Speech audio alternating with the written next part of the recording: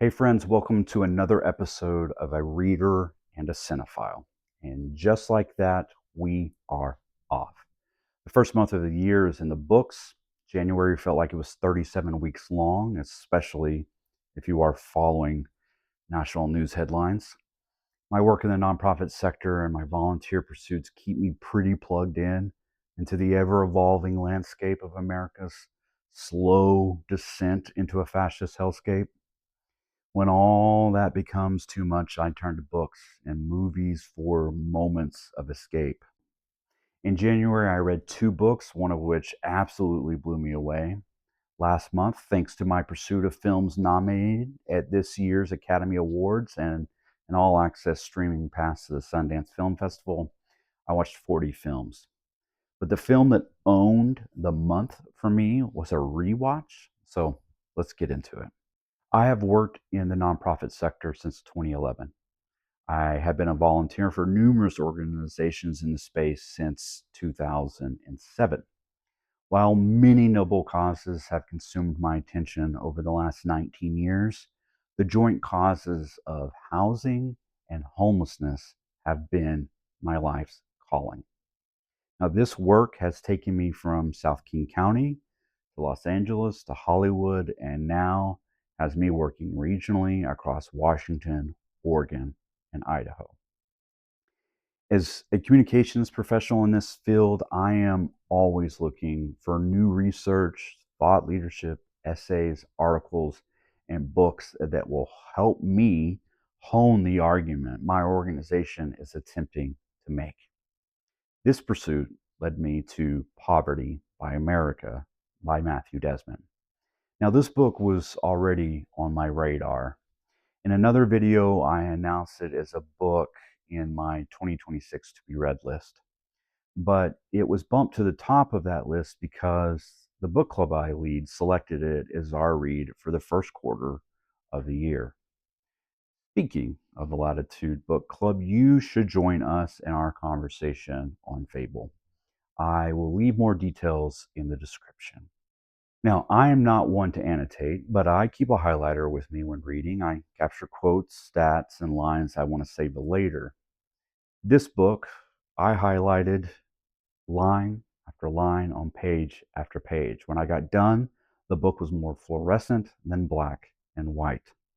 As someone involved in poverty eradication for most of his adult life, there wasn't anything in this book that necessarily surprised me, but I'd never seen such an overwhelming case of America's poverty challenge and the ways to overcome it collected in such a concise and easy to understand volume. This is one of those books that I think people should read on both sides of the political spectrum. Eradicating poverty makes good business sense, but it is also the moral thing to do in the wealthiest country the world has ever known. I could easily hand someone Poverty by America and say, this is my politics. This is everything I believe. This informs how and who I will vote for in upcoming elections. It felt that necessary and affirming to me. So, if you have ever felt bewildered by the homelessness you encounter in major cities, the tent villages, or the rising cost of rent and home ownership, this book is for you. By itself, it will not solve these major challenges, but it is a welcome addition to an ongoing conversation that badly needed a source where everything we are fighting for is collected in one document. Over the course of December and January, my partner and I began a cinematic journey of our own. We rewatched the Lord of the Rings trilogy and the Hobbit trilogy. As I have mentioned here before, The Lord of the Rings Return of the King is one of my favorite films of all time. So, if you will indulge me, I would like to share an essay I wrote about this film a few years ago. Instead of a movie review written in the traditional way where I examine the writing, production, acting, cinematography, and score, I want to look at a combination of things that emerged for me as I watched this film. I'm choosing this path because I do not think I can offer any new critiques for this movie or the trilogy. I would rather spend our time together discussing what made this film worthy of the award Best Picture. Trilogies are a tough thing to get right. The Godfather, I'm looking at you. From beginning to end and with very few blemishes, this trilogy is consistently great.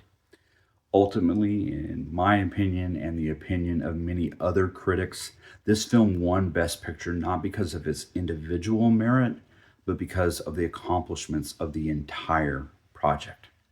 The quest at the center of this picture is grand in scale. Along the way, we meet countless characters and obstacles to overcome, but the end goal is never in doubt. Awarding a film for such ambition makes sense to me. If I had been a member of the Academy, I would have voted the same way. Yet, this is not an easy film to revisit out of the blue. I watched all three films in this trilogy during their theatrical releases. I have not revisited them since. His characters referred to people, places, and things I had completely forgotten about. I found myself lost and struggling. At first, this frustrated me and stood in the way of my enjoyment.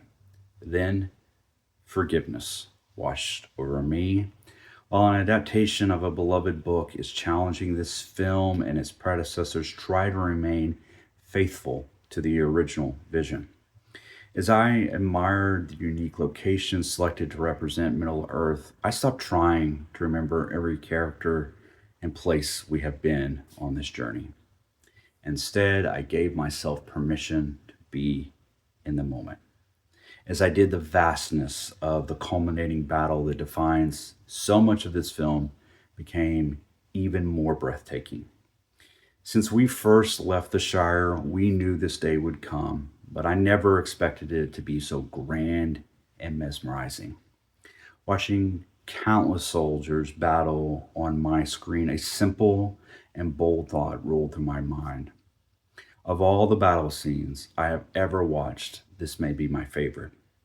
This may be a moment in a film that I judge all others by. While the epic nature of the battle for Middle Earth is a rallying point for this movie, it is not the reason we are here.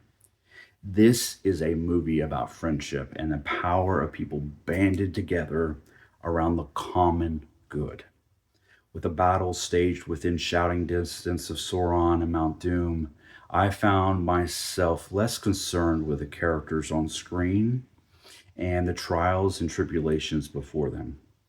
No, I was thinking of my own friends. I was thinking of the work I do and the things we could accomplish together if we could convince the masses. With the ring safely out of reach of anyone who might use it for evil, a particular scene struck me. With a new king crowned, scores of people bow to their new leader. The hobbits follow suit and are told, "No friends, you bow to no one." There are several scenes in this movie that could or almost moved me to tears. I lost that battle when the massive crowd paid respect to brave souls who all once doubted. When I first watched this movie all those years ago, I assume I rated it 4 out of 5 stars. With the passing of time, it means so much more to me. It is a cinematic experience I consider lucky to have lived through during its original release. It is a movie I will hold dear for some time to come. And those are my recommendations for January. As always, thank you so much for spending a few minutes with me.